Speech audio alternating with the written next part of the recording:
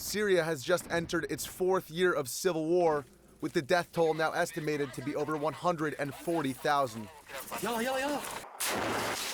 The conflict is locked in a bloody impasse between Assad's regime and various opposition forces. Neither side shows promise of winning.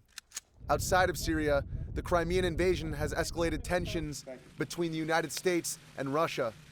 Now, a diplomatic solution seems just as improbable as a military one. Russia is extremely unlikely to put pressure on President Assad to step aside as part of any kind of transition in Syria that would solve the crisis. This reality is a far cry from the rhetoric heard last fall.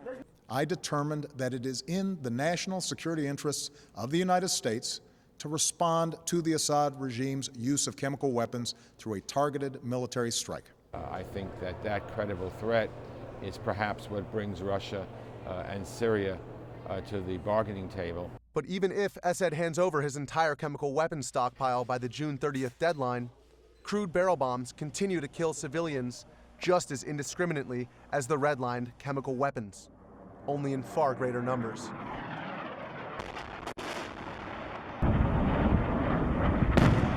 The sophistication, the technology of these helicopters and barrel bombs, it's very low tech, but it's very effective. So why is the United States so hesitant to provide the opposition with lethal aid? And we decided that it was a risk to be providing that assistance if it's going to the extremists. What they don't say is there are regional agendas at stake as well.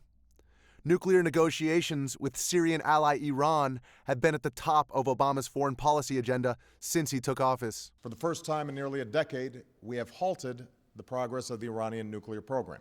Regardless of the strategic implications, one thing is clear. As the conflict wears on, combatants are entrenching themselves along sectarian lines.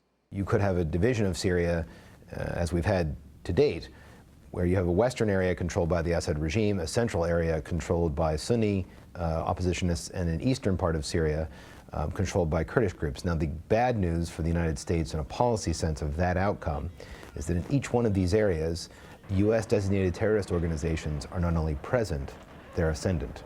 Richie McGinniss, NBC News.